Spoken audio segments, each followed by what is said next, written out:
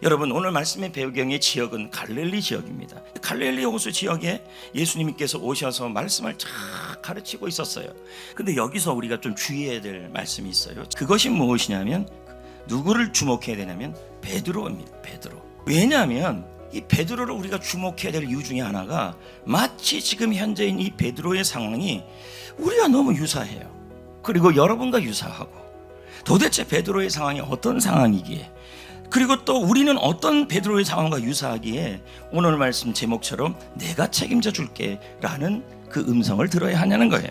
그러면 현재 이 베드로가 처한 상황이 어떤지를 보겠습니다. 자, 베드로는 예수님께 말합니다. 선생님, 우리들이요 열심히 이 고기를 잡았는데 한 마리도 잡지 못했습니다.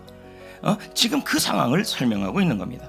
지금 베드로는 굉장히 피곤했다는 거예요. 왜? 밤새도록 고기를 잡은 거예요. 근데 하나도 잡힌 게 없는 거죠. 뼛속까지 일했지만 아무것도 잡지 못했다. 야, 표현이 대단하지 않습니까? 아무것도 얻지 못했다는 거예요. 여러분, 봅시다.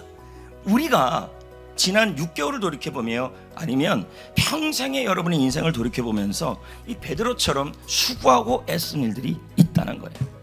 그 일을 통하여 애쓰고 수고하고 뼛속까지 열심히 하고, 아빠로서의 책임, 엄마로서의 책임, 교회 리더로서의 책임, 직장의 사장으로서의 책임, 직장에 있는 자기의 포지션에서의 책임, 공부하는 학생으로서의 책임, 그 책임이 있어요. 그래서 그 책임을 가지고 수고하고 애쓴 일들이 있다라는 거예요. 그런데 우리가 기대한 것만큼 되지가 않는, 아무 결실을 받지 못하는 경우가 있다는 거예요. 이럴 때 예수님이 베드로에게 내린 처방이 있다는 거예요. 아니, 예수님이 우리에게 내린 처방이 있다는 거예요. 자, 예수님이 뭐라 그래요? 깊은 데로 가서 그물을 내려 고기를 잡으라. 근데 이 베드로는 어렸을 때부터 갈릴리 바다에서 고기를 잡는 경험이 너무 많았어요. 예수님이 하신 말씀이 베드로의 어부의 경험으로 본다면 이해가 안 돼요. 논리적으로 쉽게 따를 수 없는 겁니다. 깊은 데로 가서 그물을 내려라, 던져라, 이 말은 무슨 뜻이 들어있는 거예요? 내가 책임지겠다, 이 뜻이 들어있는 거예요. 그래서 베드로가 뭐라고 했습니까? 말씀을 의지하여 그물을 내리리라. 그러니까 뭡니까? 주님이 책임지겠다는 그 말씀에 나의 염려를 맡기고 주님을 의지하겠다, 이 뜻이 되는 거죠. 할렐루야. 근데요, 재밌는 건요, 원어의 의미예요. 원어의 이 맡기다라는 뜻이 어떤 의미가 되냐면, 주님으로 대신 염려하게 하라. 응? 또 이런 뜻이에요. 주님께 맡겼으면 그 염려를 주님께 머물게 하라. 주님의 품에서 내가 다시 나에게로 가져오지 말아라, 이 뜻이에요.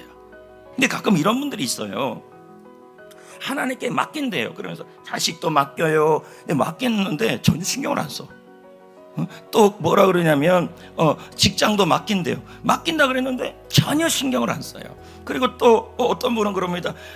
이번에 기말고사 때 하나님께 다 맡긴대요. 애가 다 맡긴대요. 근데 애가 공부를 안 해. 뭔 말인지 이해되시겠어요? 자, 이걸 얘기하는 게 아니라는 거예요. 지금요, 주님은 맡기는데 주님이 우리에게 책임을 다해 주실 거라는 거예요. 그런데 우리도 우리 책임을 다하라는 얘기예요. 아멘. 그러니까 지금 하는 일이, 베드로가 했던 그 일이 뭐예요? 바로 자기가 실패했던 일이에요. 일이 되지 않았던 일들이에요. 그런데 그 일을 뭐 하라는 거예요? 그래도 책임을 다하라는 얘기예요. 주님이 책임져 주심을 믿고, 주님이 염려거리를 해결해 주심을 믿고 맡기고 뭐 하라는 거예요? 피곤해도, 답답해도 맡기고 나는 내 책임을 다하라. 마치 누구처럼? 룻처럼이에요.